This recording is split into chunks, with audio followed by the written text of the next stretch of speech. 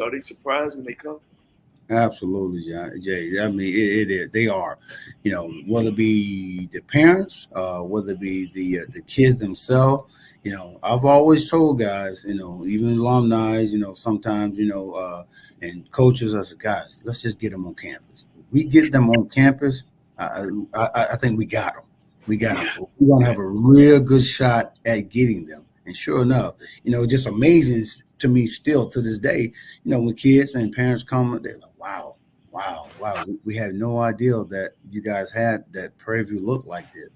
Because one thing we do know when you come into PV, yeah, it's gonna be manicured. Everything's gonna be cut. The grass gonna be low. It's gonna be very, very nice when you get here on campus. So again, we can get them on campus. We feel that we got a really good chance of securing them. Coach, my daughter's a senior. Will be a senior at Prairie View this upcoming year. Matter of fact, her roommate is one of your trainers, Davian. All right. So, but my question is this, Coach.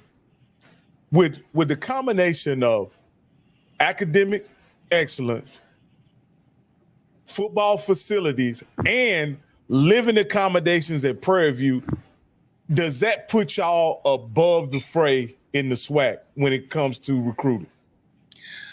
I would say back early when there was no transfer portal, no NIL, yes. Now, no. So it is all about they may love the facility, but again, it's about what you can give me. That's what it's about. I'm being honest. But Coach, let me ask you this, Coach, because I hear coaches say that all the time about players does playing time matter anymore, Coach? Honestly, I'm trying to figure that out myself. I really am. I'm at a loss with that because the first thing come out the mouth is when you talking to them, you trying to recruit them, and you laying it on. What you got for me, Coach? I was like, huh? Wow. What you got for me? I was like, oh, wow. What do you mean? What I got for you?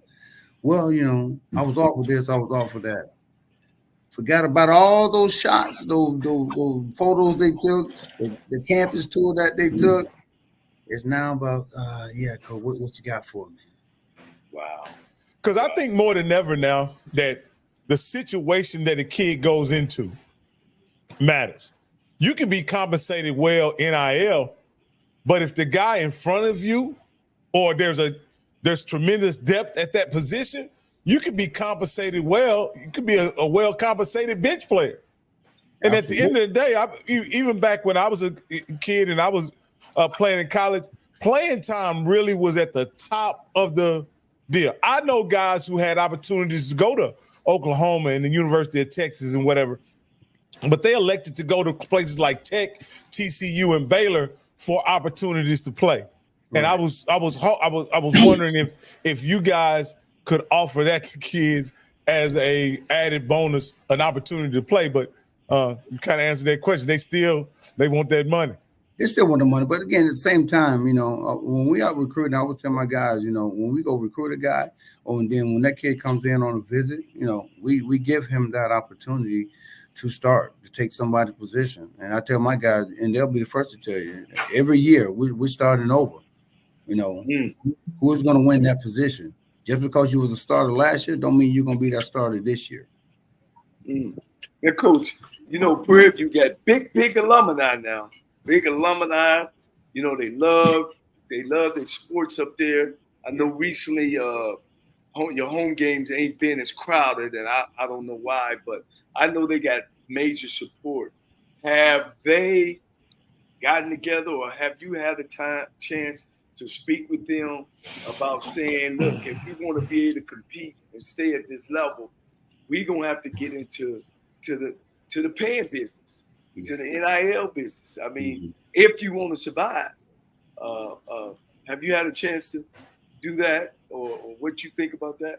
Yeah, we've talked to several guys that have stepped up and put some money up for some guys to help us get the guys we got in right now this year. And again, it's a constant education part on my behalf of educating our alumni, and then they've been being taught, or or should I say, they've been asked, by other alumni to pitch in and help out with NIL money, because again, as you said, this is the new norm now. Kids want to come in, they want to be paid, whether it be a stipend, a collective or individual, taking care of certain guys with the NIL deal. So yeah, we're still on the verge of getting more and more information out to our alumni as much as possible, because again, in order for us to compete, with schools that are across the road, and the ones that we're going to be able to see again and again, the first game every year, the one that you used to coach at, that you won championship. We got to compete with those guys. We got to compete with Alabama State. We got to compete with McNeese, all these guys, Sam Houston, that are in-state guys. In order for us to even have a chance, we're gonna have to put a big collective together, so we know when we go out and recruit a kid, we can say, hey, you know what? This is what we got. This is where we are. And let that kid make that decision from there. Coach, you got the Labor Day Classic. Now we've talked to Coach Chennisberry, Coach Eddie, Coach Mickey Joseph, of course yourself, and you play a big game too, which is the Labor Day Classic. Yes, sir. So our question was, we were talking about what could get a coach up out of there. And do you believe that? Let's just say you had some winning seasons, which you've had, but keep losing that Labor Day Classic, or be winning and losing Labor Day Classic every year, or in the middle of season and winning that Labor Day Classic. Which one do you think you rather be? Winning that Labor Day Classic and having a mediocre season, or going 8-3 but losing that classic every year? Ooh, boy, that's a great one. I don't know if I want to answer that one. you put me on the spot with that one, Jay. I don't know if I want to answer that one. That's a tough one there. Hey, look, you got to win that Labor Classic. I mean, you got to win that Labor Day Classic. Yeah, exactly. Because again, that's the first thing everybody say. Okay, I don't care what happens. You better beat TSU. You better beat TSU. Okay. Well, Coach, I'm going to help you out, Coach. This is what you tell them. Say, I got to win that game because that's a conference game, and that propels us to the division championship. So we always want to win that game. That's what you tell them, Coach. Absolutely. That's what you tell them. So you get a two, you win that game, and then that puts you up in the division already. Tell them you don't have a chance. You don't have a chance to win the conference if you lose to TSU. Exactly. There you go. Exactly. There you go. And that's what, and it's funny you say that, because again, that's what I try to tell our guys to do. We got to get out and get going early every year. Yeah, you lose that game, it's going to be very hard in the SWAC, to get back, to where you're going to be in contention to play for the Western, possibly championship. It puts you back 2 games, because you gotta hope they lose a game, and then you gotta beat the team that they lose to. That's the only way you can jump back in there. Hey, Coach, I wanted to go, you talk about starting the schedule off the bat, having to start fast, playing in a meaningful game, the first game of the season. That's not typical for most college football teams, right? Yeah. But that's typical for TSU and Prairie View. Mm-hmm. How does that impact leading up to the season when you have almost what you guys probably consider a must-win game right off the bat? Yeah, that's a big impact. And again, as we try to tell the kids, make the kids known, like, hey, Texas Southern, Prairie View, first game, conference game, we got to win. As John said, again, it puts you back if you don't win those 2 games. So it's very important that that we win this game. Not only this game, but other games after that as well. But for the most part, like you said, this game is so important because, again, it's a conference game, And again, I'm gonna be honest. That's why I hate playing this game the first game. I really do, because again, as you know, Jay, it doesn't matter what kind of athletes you have on each team. it's going to be a battle. And Well, go ahead. I'll give you the history. When I came to Texas Southern in 81, one school you don't lose to is Prairie View. Well, every year, my first 3 years, every year, TSU and Prairie View would be in last place. And they used to call it the mud bowl or the toilet bowl. Yes. And we didn't have, a lot of people come to the game but things are different. We had about 10,000 to come to the game. They had about 9, you know what I mean? Of course, now it's a little bit bigger than that. And so what happened, they took the game because both teams was always on the losing end. They moved it to the first game. So in 1985, I played in the first Labor Day Classic when it started. And we ended up beating Prairie View 19-6. And that just kind of started.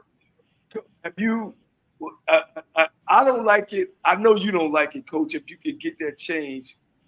Now that both schools are, it's a different era.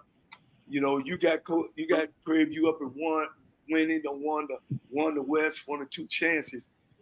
Do you think maybe, and I know I'm not putting this on your plate because I know that's an athletic director, head coach, president.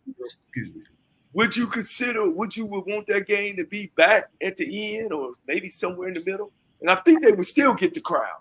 Yeah, absolutely. I mean, because again, just so much pressure with that game being the first game and knowing that, you gotta win it. Because again, as you said earlier, if you don't, it's gonna put you back 2 games. And now you gotta hope somebody else will lose, hope this team lose, and all that. But again, I'd rather start off with somebody soft, and kind of get into the maybe about 2 games down, maybe 2 games down. I agree. Yeah, 2, 3, 4. Just Johnny, the case one. Well, Coach Cole, as you over there politicking, they done played them at the beginning of the year. They done played them at the end of the year. TSU ain't won a game in over 10 years, Coach. Yeah. So I don't think it matters when Prairie View plays TSU at this point. It all gets the same outcome. Yeah. Well, Coach, go ahead. No, go ahead, Coach Cole. Go ahead. No, you got it. I just wanted to shift gears because, Coach, before I let you go, I want to ask you a question. I'm a big fan of yours, but, Coach, you were part of, like I like to say, for the culture. Your Miami Hurricane team was we were around the same age. Georgetown basketball, Miami Hurricane football, UNLV running Rebels, the Fab Five. Did you guys really realize, as they say, you guys were Black America's team during those times, the 80s? Because I came from Jackson, Mississippi, so I was in the SEC. But I was a Miami fan because you guys looked like us. You played like us when we played, as they say, on the playground. And you guys were the first team where it was about speed. It was about finesse. It was about having athletic ability, almost like basketball players. Did you guys, as you even playing during that time with all those tremendous players that you played with during that 4-year period? And I want to say this too. We're talking to one of the greatest special team players of all time. And I'm not making this up. Coach ESPN said this. Do you sit back and realize and explain to your players that you all did not have the best facilities, but it was about the hard work that you all did, and that you really understood how big you were for the coach? Did you really realize that either as playing and now as you look back at it, you and your teammates? Absolutely. Again, you're absolutely right. Yes, we did, because we had those type of egos on our team.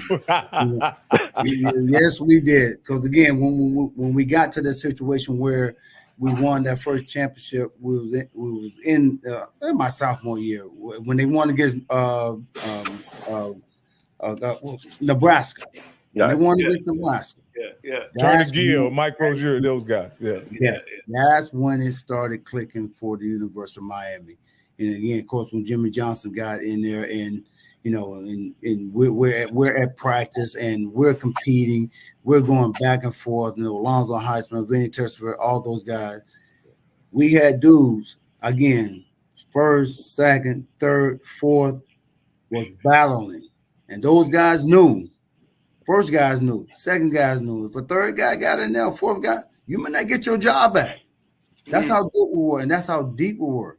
And they knew that. Again, after that, and once we started, really, really understanding, like, what, this is our city. When we was going out, at the end of the season, and when we started getting on that winning streak, and we was getting in the club before the Miami Dolphins, we have arrived. Yeah, Yeah. hey, look, y'all was the first Deion Sanders. What's the booty man? The guy to get what? Luke. Luke. Not the, They had the I'm stars sure before it was stars, Coach. I'm sure Luke wouldn't appreciate you calling him the booty man. Yeah, Luke. I'm glad this podcast, Coach. Yeah, but again, I try to instill that to these young men, that same type of culture. I just tell them that yesterday. Like, look, I was getting on them like, dude, when are you guys going to understand how good you are? And you got to do this thing consistently. I said, there's one thing we did at Miami. We did it consistently. Again, I know everybody's not going to like each other. You're going to be out here competing. You're going to fight. It's football and all that. But at the end of the day, there's enough guys on this team from the first to the third right now that can easily step in, take over a spot, only if they knew what they was doing. And that's one thing I loved about Miami. Again, is what I was taught, just by looking and observing, as a freshman coming in, not playing a whole lot, sophomores kind of sort of in and out. We ran a lot of cover 2 back in those days. So I was more of a boundary corner, because I was more physical than the field corner, which was at Jay would know is the cover guy. So I tried to instill give them these guys all kind of stories how we did it back in those days. So hopefully, at some point it will sink into them as well. Like, hey, you know what? We got these same dudes on this team right now. Now, how can we put it together? Like Coach McDowell has asking us to do. But one thing I do know, the reason why we were so successful, because we knew what to do. Because again, as I tell them all the time, if you know what to do, you can play fast all day long, and you're going to be pretty successful. When you're out there thinking and wondering what you're going to do and not how you're going to do it, you're going to play slow. And you guys know that. So I'm trying to get them out of that mode and more into, hey, get in the study room, know what you're doing. Put it out there on the field during practice, and let's go put it together, as one unit, come Saturday or Friday, whatever team that we're playing for 4 quarters of football. That's what we did. We played 4 quarters of football. I just tell them, I said, dude, it's one thing we knew come game day, when we got out there on the field at Miami, pregame, we had the game won. We didn't play it down, but in our mind, we had the game won. Now, Coach, I'm going to say one thing. I told you I'm a big fan of yours. Now, I'm going to tell you how big a fan I am, because I'm getting ready to tell on these 2 jokers. Now, we had to do our preseason predictions. The one guy that picked you, number 1? This guy. Me. This guy, because, Coach, let me tell you, and I want you to ask these guys, and I'm going to tell you what I like, Coach. And this is and you tell me if I'm wrong or expound on it. I like the consistency of what you're bringing to your team. I see a toughness. I see, even through last season, that your defense wasn't where you wanted it to be far as holding people down, but they made plays when they need to make plays. And that's kind of that Miami thing that I saw. So I see that continuation coming into this year, where you have now laid a championship foundation. Hey, guys, we should always be number 1. We should be playing for SWAC championships and things like that. So, Coach, going into the season, because we got a lot of Prairie View fans, and Coach, when I say they have come out the woodwork saying this is their year, now I'm a FAMU guy now, okay? I'm a FAMU guy. So I understand when you feel it's your season. What do you tell the fans that what you built, like, and Coach Cole said, this third season where you got the guys and they know the Prairie View program, they know the McDowell way. What do you think about, and what do you tell your fans out there, Coach, what you're going to do this year? Again, this year we're expecting to do a whole lot. And again, because of where we've been, where my first year as a head coach to where we are right now, I truly believe that we have improved offensively. We have improved defensively.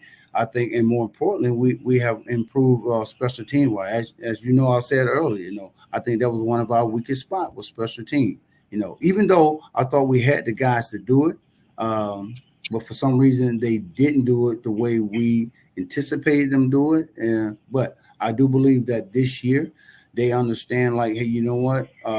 I got that guy behind me to the left. I got that guy over here to the right of me. I got a guy in front of me. If I don't do what I'm supposed to do, he's going to be that next guy in there getting that job done. We got to be consistent. Go ahead, Jay. Go ahead, Coach. I'm sorry. Go ahead. We just got to be consistent in what we're doing this year. And I'll be the first to tell you, man. They are doing just that. Did it take some time to do it to get them to where I want them to mold them to how I want them to think, 4 quarters of football. Absolutely. Is it perfect? No, it ain't perfect right now, but it's way better than where we were 2 years ago. Well, to get my tickets back and my sideline passes, Bubba, when I heard you lost your quarterback, this cat up here, Florida A&M guy, I just like, oh man, that's tough. Yeah. Guys know the system, y'all ready to roll. I'd have picked y'all first, but when the news got out that you lost him, I said, well, one thing about Coach, he keeps things close to the vest. He gonna let defense win games, and his biggest thing is not turning the ball over. Coach, I ain't even heard you say that, but I've seen your football team, man, and that's a great philosophy in this conference. Don't turn that ball over. Let the defense win and do what you can do. Yeah, because again, at the end of the day, John, man, the snap or down or quarter, things can change real quickly in the SWAC, and again, as these guys have watched film and over the last 2 years and 3 years for some, for others, they understand that, SWAC is a conference that, that can change rapidly, so we got to be ready to go. As I told them last year, when we was picked, I think 8th last year, I said, don't worry about all that ranking. I promise you, we're going to be where we need to be at the end of the year. Of course, we went to fam, lay the egg, and then I told a couple of guys that was there. I said, matter of fact, Coach Henry, I said, don't worry about it. We'll be back. We'll be back. It's okay, yeah. And they kind of shaking my hand like, okay, sure you will. I said, we're gonna be back. I promise you, we'll be back here in this championship. And I again, just letting the guys know that I had that much confidence in them to get back. And as we got on that plane and we left, we landed, it was that same mentality. I was like, guys, stay the course. We will be back in this position again. Of course, do we have to have some help? Absolutely. But again, that also says, you know what? When that help comes, you got to take full advantage of it. Coach, real quick, and we'll follow up on that. You brought in a new OC, Coach Whedon. What are you looking for him to do for your offense and to, make it a little bit more dynamic and things like that? What are you looking for, Coach Whedon, and also to work with your quarterbacks? Yeah, again, just to move the ball. We want to move the ball. We want to be fast, but we want to be consistent, in what we do out there. It's a new offense, guys still learning. Picking it up, they're picking up way better than I thought they would, and again, I say that because, again, we're out there competing, and again, if you don't know what you're doing, you're going to be lost in this offense, and you're not going to be able to compete. But they're doing just the opposite. They're in the film room, they're learning, they're doing what Coach Whedon asked them to do. We've been having some battles.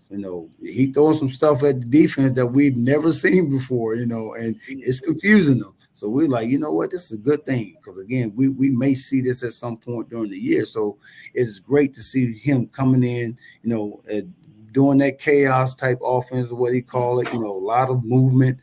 So again, it gives us a chance defensively, to check in, check out a lot of different things. Coach Rock has done a great job with this defense. Again, we talked about earlier, reason why we are successful, because again, we know what we're doing. We keeping it simple so they can play fast. Mm-hmm. Well, it'd be remiss, Coach, if I don't talk about the state fair. Al Wash Production, who's a great friend of mine. That's another big, huge game there, Coach. Yeah, and we will be there that Monday at the press conference. Last time me and you got a chance to talk, and I just want to let you know we'll be back there. Our show will be there. We definitely, just want to touch bases with you. And also, I'm putting it in your pocket. We want to try to catch you when you get off the bus as you approaching the game for about 2 or 3 minutes. I know you'll be in game mode, about 2 or 3 minutes. Give us what your thoughts and probably where you are at that year. So I'm ahead, Rocky. So we already know when they see our faces. Absolutely. Yeah. Coach, I just wanted to walk down your schedule for a minute and just give me your thoughts on your schedule as I kind of walk it down for the fans. You guys start off with Texas Southern in the Labor Day Classic. Mm-hmm. Then you go to Northwestern in Natchitoches, Louisiana. Then you play that money game. Yep. In big money game. Mississippi State. Yeah. SEC. Not Mississippi State, Michigan State. My bad, Michigan Michigan State. State. Yeah. Now, coach, you play them in September, so I think they were smart. You're gonna probably have pretty decent weather in Michigan that time of year on September. Yeah. Then, great weather. and this is kind of the stretch I wanted you to kind of talk about before heading into what I would consider mid-season. You have Southern at home, and you have Grambling at the State Fair Classic. Correct. How do these two games factor into what your overall season will become this year? Big factor. Again, Graham, conference game again. Texas Southern and Graham, both conference games. We got to win. I mean, those are games that we have to win, to be in position, where we want to be at this particular time during mid-season. And I told guys, we talk about the schedule from TSU to Michigan State. Then we come back, play Southern, as you said. These guys know what the schedule is. They know what they have to do to get ready for this schedule. Now, it's about going out and executing, what we know that we're capable of doing, even against Michigan State. Like I said, guys, I know they're Michigan State. I know they're Northwestern. They probably think, they just playing another, SWAC school. As I have mentioned many times over and over, I want guys that want to compete, because at the end of the day, I want them to understand that we're not just another SWAC football team. I want them to understand that we're football players as well.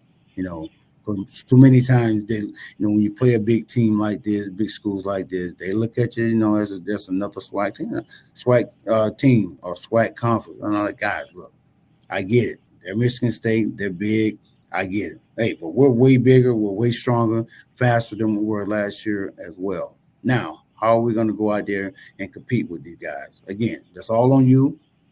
As coaches, we're here to put you in position to make plays, and we go out there and do what we're supposed to do, not looking past Texas Southern, not looking past Northwestern. But again, you a lot of you say, or upset about, oh, I should have been an FBA. Oh, I should have been here. Okay.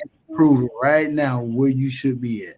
And again, if we do that, coming off a good game against more important, healthy game against Michigan State, and get ready for Southern, and then get ready for Graham right after that. These two games are huge going into that mid-season. Where we're going to be sitting at. Now, one of the things I pointed out these two games, because there's a couple things in common. Both these games are played in Texas, but both of these games will be played against first-year head coaches in the SWAC. Yeah. And with, even though Terrence Graves has extensive experience in the SWAC as assistant coach, and then Coach Joseph also, who was on the show last week, he's also coached in the SWAC. Mm-hmm. In my opinion, your program should have an advantage over those two programs, for the simple fact, when you talk about just stability and moving forward. So then you guys go to San Antonio and play in Coordinated Word. Then you continue on the road to Arkansas Pine Bluff. Arkansas Pine Bluff has struggled in recent memory. Yeah. And I suspect you guys will go there and get a victory.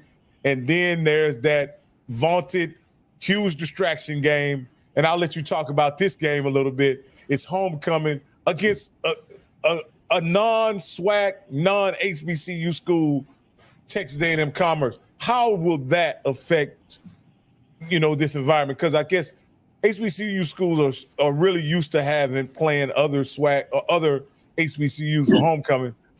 How will you prepare for this game coming up against Texas A&M Commerce, not being an HBCU school and being homecoming? Yeah, I'm fine. We're gonna approach every game as the same, whether they're SWAC school or out of conference school. We got to be able to just play football the way we're capable of playing, so that we know where we are each game, going into the next game. And again, if we're not good, coming into one game and then we got to fix. We know we got to fix something. Going into the next game. Texas Commerce, again, up and coming good football team. But I tell you this, I'd rather play them for homecoming rather than playing fam for homecoming. Don't worry, Coach. We gonna see it almost at the end of the season now, so we'll be down there. Hey, and you guys take after that, after homecoming, you guys take that trip to Inner Benton, Mississippi, and you play deep down in the Delta, and then turnabout is fair play, Coach. Last year you went to Florida A&M twice. Yep. Hopefully they get to come to Prairie View twice this year. Well, I don't know about them coming twice, but again, I plan on wanting to have that championship game here. That's for sure. And so you got Florida A&M, Coach. I believe we may even be at that game, covering that game with Florida A&M and Prairie View. I was at the game, the SWAC championship, and they were very difficult circumstances to play under. But Coach Simmons' teams was focused and ready to go, and you guys took it on the chin pretty good that game. I don't think there was a lack of effort by your team. Matter of fact, I was very impressed by how your team played to the bitter end under those very difficult playing conditions, and you know what I mean if you were there. Absolutely. What are your will that be a revenge game when they come back and play at home? You guys play FAMU at home? You got done right. It's gonna be a revenge game. They kicked our foot twice. I love it. Coach got that circle. Coach got that circle, boy.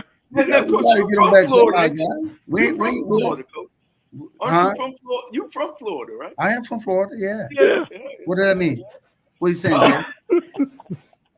Know a lot. The boys know you down there. They do. Yeah. They do.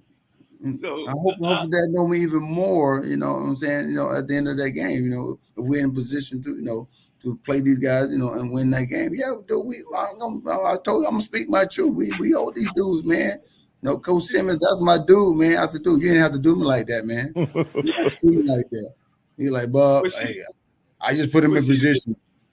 That's why they need to. It's time to move that Prairie View and Tech Southern game, because when he win the first one, then you can. If you slip against Southern or Grambling, you still be in the driver's seat. Coach, you remember that year? Not last year, but the year before. Mm-hmm. All you had to do was beat Mississippi Valley. All Texas Southern had to do was beat A&M, which they had a 17 point. And all Southern had to do was win their game. Wasn't it crazy? Like everybody lost. And Southern walked to the championship. Everybody lost. Played miserable against Jackson State. I was so hurt. I was very sick, Coach. I was so hurt. Again, that's why I always tell the guys, don't take nobody for granted. I don't care what their records are. Pine Bluff or whatever. I know Coach Hamp gonna have these guys ready to play. And again, you should be ready to play every game, no matter who they are. Again, go out and showcase your talent. To the point where again, as Jimmy Johnson always said, we're supposed to beat that team. We're supposed to beat them pretty good. But now the teams that we're not supposed to be, you got to go out there and play and show them that that you are that team that's going to be reckoned with as well for 4 quarters of football. Again, if you come out victorious, again, that's just more gravy for us. That's more points for us. The more accolades for yourself. And again, I always tell my dudes, at some point, in order for you to be as good as you want to be, and for your team to look as good as you want to look.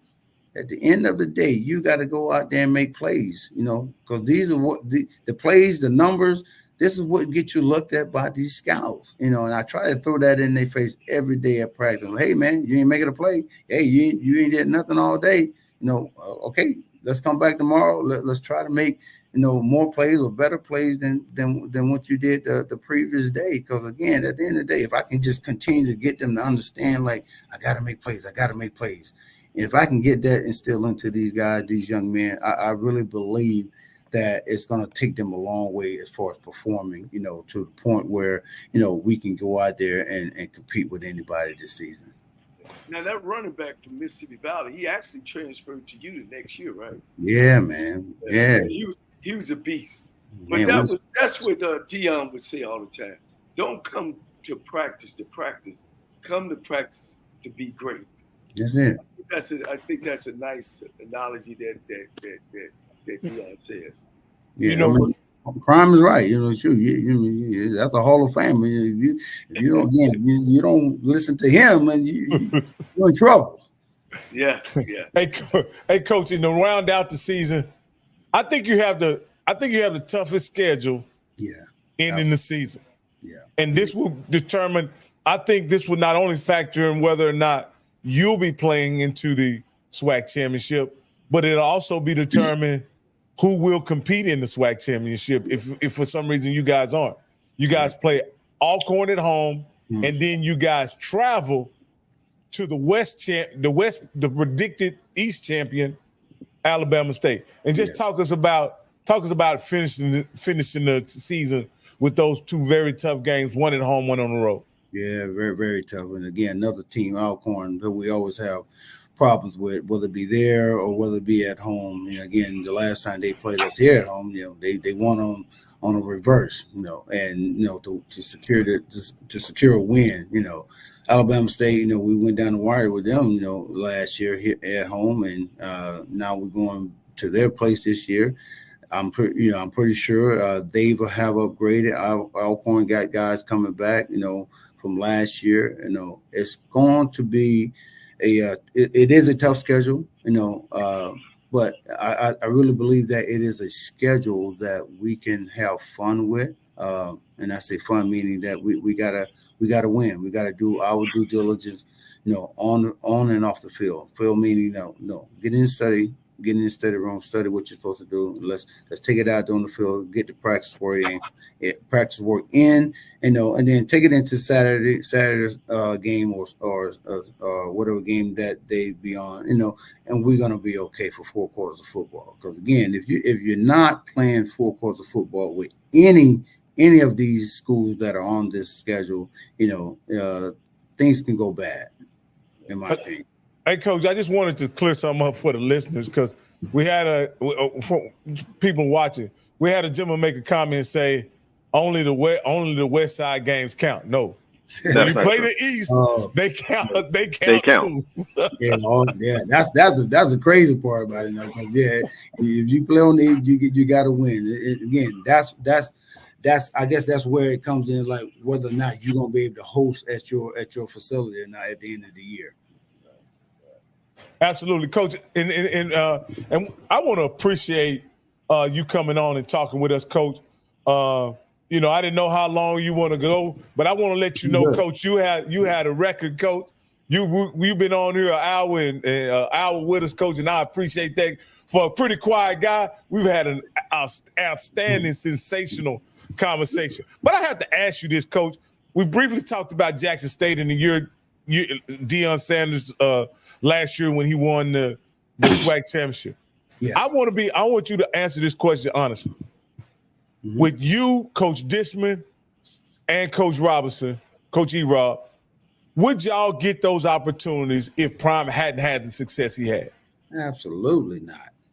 I don't need Chris to tell me that. I don't need Eddie to tell me that. I don't need no reporter to tell me. I'm gonna tell you that because trust me, what he did when he came in and transcended, this SWAC conference, I thought was huge, and it's funny because that's what when I first got to Texas Southern, Jay, this is what I was trying to get a lot of former NFL guys to do the exact same thing. Guys, get out there. So, I went in because I volunteered the first 4 years at Texas Southern without pay. But again, that's how much I've grown to love the game. And I'm like, everybody's like, how you like it? So good, guys, if y'all can just get in, give the knowledge. I mean, you ain't got to be a head coach. Just give that knowledge back to these young men, on this level. Again, where a lot of all this, Hall of Fame and great players started from, you know, with Alcorn, you know, with Jackson State, you know.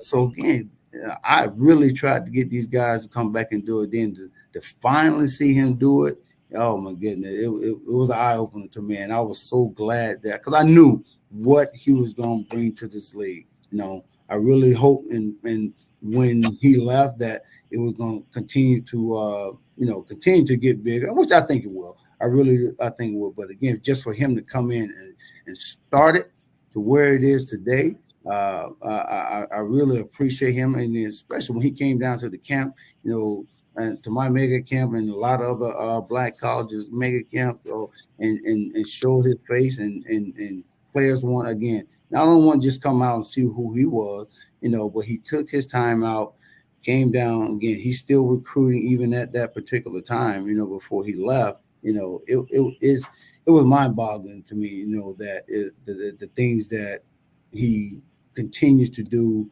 the people he continues to bring. But again, he is Deion Sanders, and nobody does it better.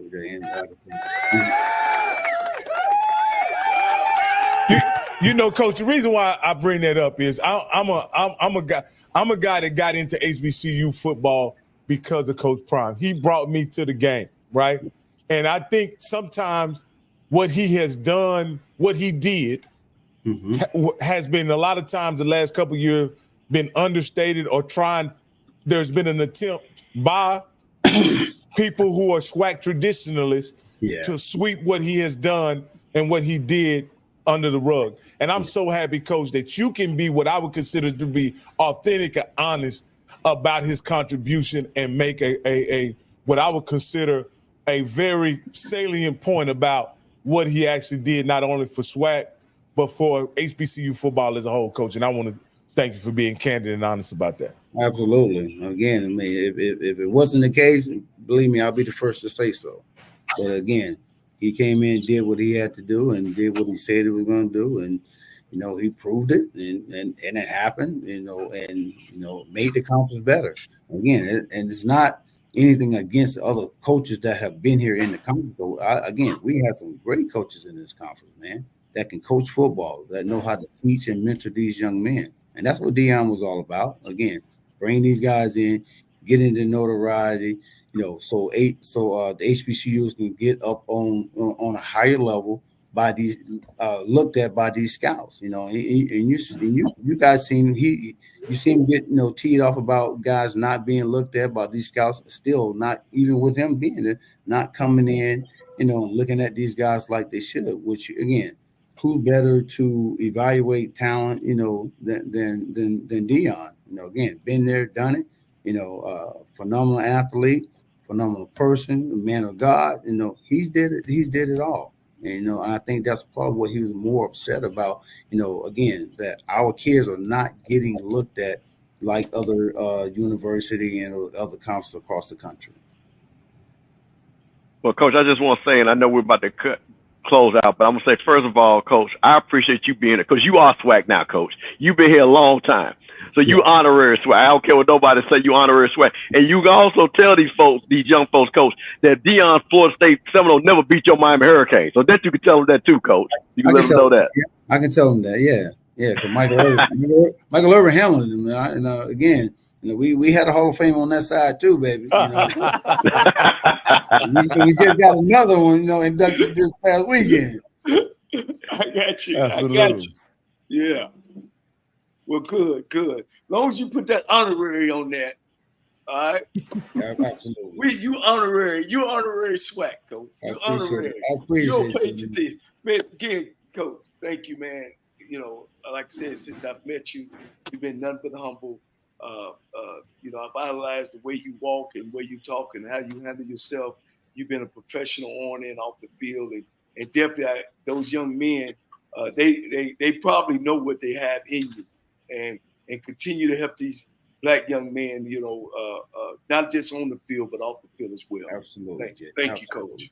Thank you. Thanks, Coach. Thank you guys. Man. And tell my boys I say hello. They're on your staff. I would definitely do that. Jackson and my man, the wide receiver coach. He might be the running back coach. Yeah, I would definitely. Marcus Bradley? Not Bradley, but My other guy. He come from UCLA. Played at UCLA.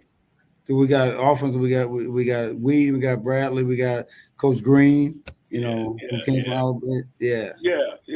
Tell them all I said hello, man. I would definitely do that, Coach. I would definitely do that. All right. Hey, thank you again, Coach.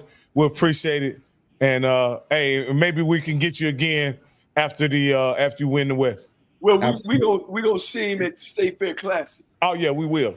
We certainly will, Coach. We'll see you at the State Fair Classic. September 23rd, Monday. Looking forward to it, guys. Okay. All right, thank you again, Coach. Thanks, Coach. Oh man, that was good. Man, that was a sensational interview, Coach. He's one special person, Coach. Really. He is. He's man of God, and he walked peaceful, Coach. He's always been a laid back guy. You know what I mean? Always been approachable, always soft spoken. But he came out tonight, though, Coach Campbell. Oh yeah. You got a way of bringing it out of him, Coach. He gave it to us, man. He gave it to us. Hey, huh? Go ahead. He sounds pretty confident. He sounds really comfortable with what he has on his roster at quarterback and possibly at other positions as well. So, Coach, he's a very relaxed coach this time of year, if I do say so myself. You mean to tell me Green ain't called in yet? Where the PV imposters at? No, hey, listen, my nephew Lionel is out there. I see him out there. I see a couple of other PV guys. Hey, man, I put it out there. They found us. They were looking on Scotty's channel. They came over here. We appreciate everybody that found us over here on Rocky's channel. Like I say, please subscribe. We're always doing a simulcast. We're building this channel up. So please tell them. So, yeah, ain't that a PV guy? Hey, man, I need the PV guys. Rocky, we going to take any calls or we get down? Yeah. We're going to take some. Let me get the call up. I need my PV now. PV folks, see, let me explain something to you again. Right here on the HBCU Coaches Corner with Johnnie Cole, you had your head football coach tell you about your team. You didn't hear about it. Wasn't no rumors. He didn't say, I don't know who the quarterback is. He broke down each and every quarterback. He told them what he was looking for. He talked about his offensive coordinator. He talked about, hey, we are reloading. He talked about what he did in the portal and what kind of players he's looking for. So, guys, I'm trying to tell you, you don't get that content anywhere else but right here. So I need you guys now. I need all these PV guys to call in. So now I got a bone to pick with them because Coach talking about it's some get back against FAMU. Now wait a minute, now Coach. I let him say. Now I'm a Bubba McDowell fan. Hey man, I'm a Hurricane guy. I'm for the culture. But wait a minute now, you got a little bit too comfortable talking about get back against FAMU. Now wait a minute now. Hey Coach, he didn't stutter about that either. Didn't even stutter, man. He meant that I want to say he said, you damn right. Oh, man, listen. Man, I heard, man, listen. That was a little bit of that Miami Hurricane arrogance I heard coming out of his mouth right there, Coach. Well, you know, Coach, when you think about it, just think about last year, Coach. They went on, y'all invited them to Prairie View, to Tallahassee for homecoming, Coach. That's disrespectful. That's disrespectful. And then you put 45 on them, Coach. That's what we're supposed to do. It ain't disrespect when you come down. Anybody that come to Tallahassee go get that same treatment. We bring you in as a friend. We kick you out as a stranger. That's what we do down in Tallahassee. That's what we do. You got him fired up, Coach. You got him fired. Look, you running the Prairie View fans away, Coach. Well, listen, Coach. Listen, the Prairie View fans should be excited that their coach got. Man, listen, because I'm gonna tell you what I like about Coach. What Coach did. I told everybody last year, and Coach Simmons did an interview at the beginning of the season. And he said, listen, I'm telling you, we ain't thinking about nothing else but that Celebration Bowl. My fans are saying it. I know it. And he didn't run from it. I like when coaches understand it. Because if you embrace that, that actually takes pressure off your team. Because you're not scared of the challenge of being great. Great teams have to accept the challenge of being great. So I like that Coach McDowell has that mentality. And I think that's for a successful season. Now, they're not going to beat FAMU, and they'll come back down there and play as a Tallahassee. But the West, hey, man, y'all better be worried in the West, man. Them boys ready to play. Wow. Yeah, Coach. I really want to get a chance to see what they look like on August 31st, Coach. I'll be able to watch them next Saturday as I am getting prepared for the OBC, and so I'll be looking forward to watching, see what they have, because Coach, He got that old grin when we started talking about quarterback. He wasn't rubbing his head. He was like, "Oh gosh, I'm not sure what we got." He had that old grin on his face, Coach. He said we got 3 of them that can do it. Basically, they can do it. He said it don't even matter. Let them just do this, and whoever is gonna perform at the top. And listen, that wide receiver room, it has some playmakers in that room. Yeah. They got a couple of guys that Phil Steele has put on his all swag team.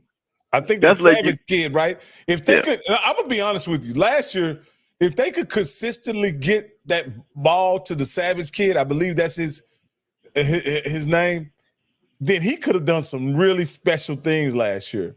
But they had trouble getting him the ball. So if they got a guy that can get him the ball, they can be really special. But I'm sticking with my pick, and I can't wait till we get Coach Thomas on next. Hopefully we can schedule him here coming up. Yeah. We're efforting to get Coach Thomas on, but we will have Coach Trey Oliver on tomorrow. Guys, we don't have any calls coming in, so guys, if you guys are ready to wrap, I'm certainly getting out of here before 11 o'clock Eastern. I'm sure it would be a great benefit to Coach Campbell's beauty regimen, you know. Well, look, I'm ready to go as well. Got a day's work tomorrow. Got some things to get ready. I got a lot of little things about getting ready to put my travel schedule together, or at least finish it. And mixing that with the things that I do around here in Arizona, as far as repping the high school football games as well. So I'm gonna be real, very busy this fall, but I definitely will be here on Tuesday nights with the HBCU Coaches Corner. And if I got to catch it out of town, or we got to do some out of town where we all get together, we'll all be together on, what game is that, Coach? The MEAC SWAC Championship in Atlanta, right? Yes, sir. That's on the 23rd to 24th, right? Yeah. It's on. I think they play on the 24th. Play on the 24th. We'll probably do a pre-show. Yeah. Even if we have to do it in the hotel room, or we'd like to do it in the press box, but if we have to do it in the hotel room, we'll do it in the hotel room. We'll do it wherever we got to do it, guys, on site, wherever. And that's the 2 games. That's Alabama State. And no. That's FAMU and Norfolk State. At the MEAC SWAC Challenge in Atlanta. Well, I'm gonna try. And then the following week is the Orange Blossom class at Alabama State and North Carolina Central. Right. So I'm gonna call the head coach at Norfolk and see if we can't get an interview with him on that Friday. A little interview with him on that Friday, and check with Coach Cozy to see what we can do out there, and we're gonna go from there. All right, we definitely. Hey, Florida A&M faithful. We trying to get Coach Cozy. We got all kinds of back channels working. Yeah, we're going to get him on here. We're going to get him on here. Absolutely. We're going to get him on here. I'm working on it. And like I said, I got to make one more phone call, but we're going to get him on here. And I'm just going to say something to the Prairie View fans, okay? Let me tell you guys something. It's a heavy lift when you try to go for that championship. So I'm just letting you know. We have done it. I know what it feels like. So I'm just trying to tell you guys, you better be ready for that heavy lift. And what you got to do, and I'm going to say this to the Prairie View fans, you got to support your team, which means you got to come to the games. You got to make that a home field advantage. Because I'm going to tell you something. I want you Prairie View folks to know that. Fam, you got a lot of people in Dallas and Houston. A lot of people. Don't make us take that thing and turn it into orange green down there. Just letting you know. Letting you know. Support your team. Hey, he said, Edwin Moore says, Thick 36, don't go to bed early.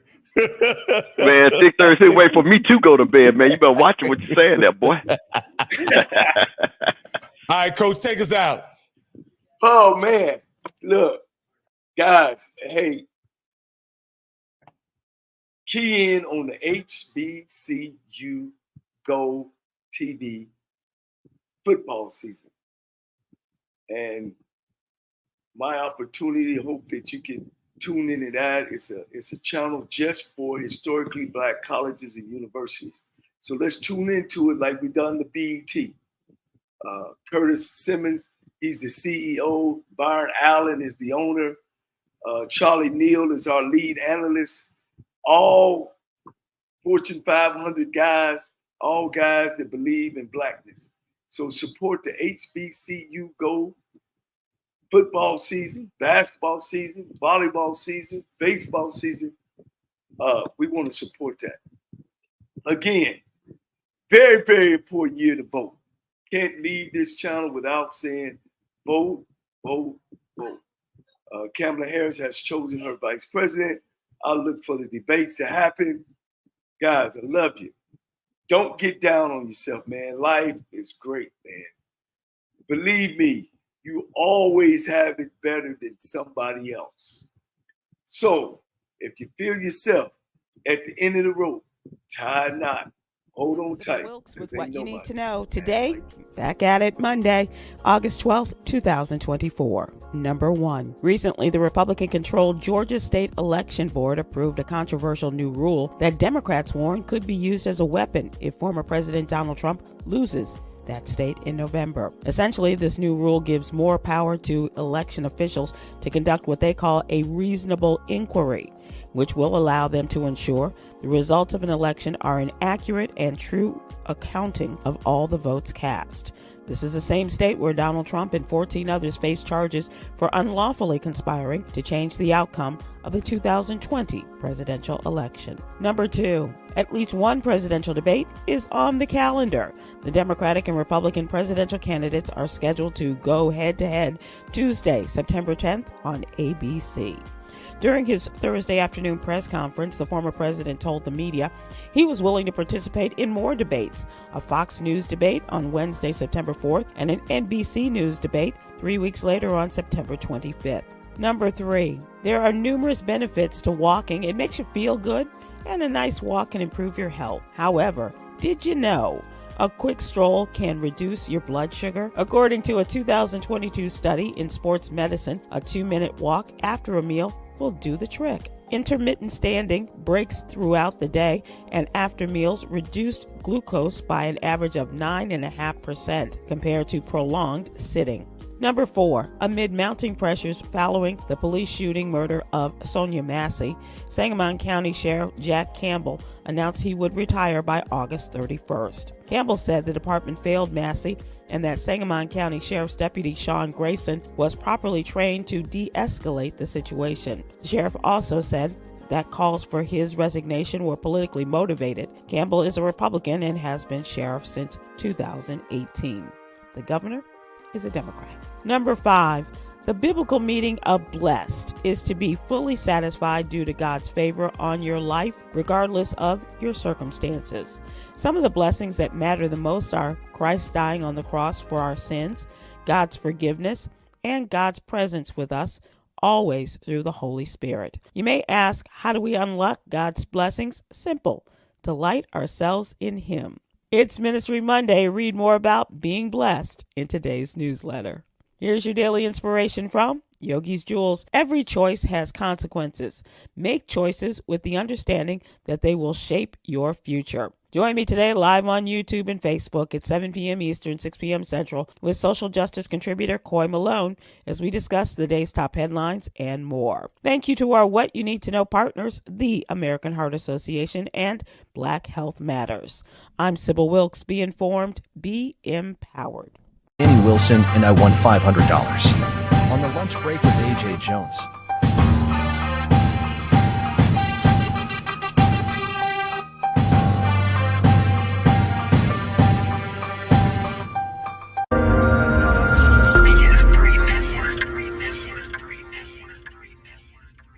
BS3 Network, changing the way you watch TV.